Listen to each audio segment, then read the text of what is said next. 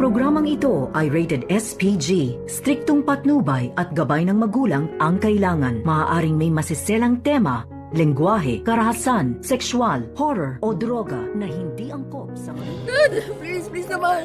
Hindi naman pwedeng pabayaan na lang natin si Mami. Please naman. Narito na nga ang ating pagkabangan ngayong Martes sa Abot Kamay na Pangarap.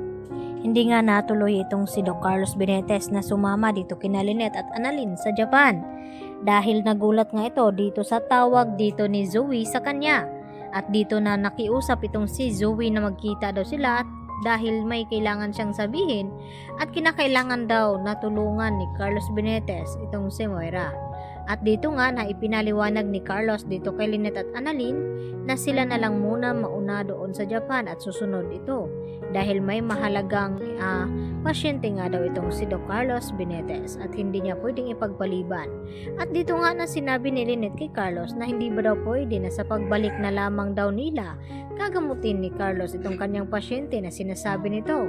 At dito nga na ipinaliwanag ni Carlos na hindi nga daw pwede dahil VIP patient nga daw ito. At maya-maya nga nakipagkita na itong si Carlos dito kay Zoe. At todo naman ang iyak ni Zoe at habang kayakap itong kanyang ama at nakiusap ito na hindi daw pwedeng pabayaan na lamang ang kanyang ina na makulong. Dahil kapag nagkaganon ay sigurado makukulong din daw itong si Zoe. Kaya dito naman naawa ng husto itong si Carlos Benitez sa kanyang anak. At tinanong niya kung nasaan daw itong si Moira dahil kung papayag ito ay tulungan niya itong makatakas.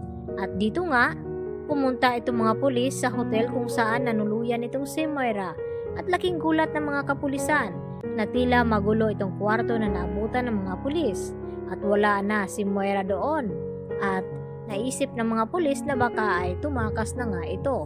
At ipinagtataka naman nila RJ at Giselle na kung bakit naroon din itong si Carlos Benitez at agad naman na nakahanap ng alibay itong si Carlos kung bakit naroon siya.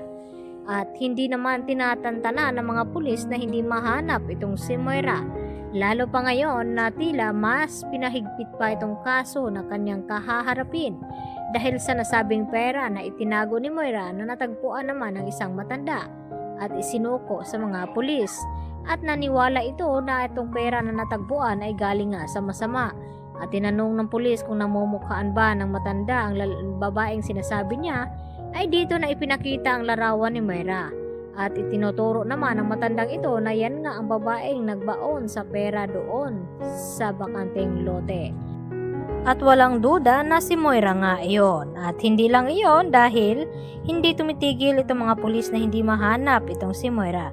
Kaya nalaman nila na may tumutulong dito kay Moira at ipinakita nga dito sa mga pulis kay RJ kung kilala ba nila itong doktor na tumutulong ngayon dito kay Moira upang baguhin ang identity nito at makakuha ng passport papuntang Japan. At nagulat itong si Giselle at RJ kung sino ang lalaking pinakita ng mga pulis.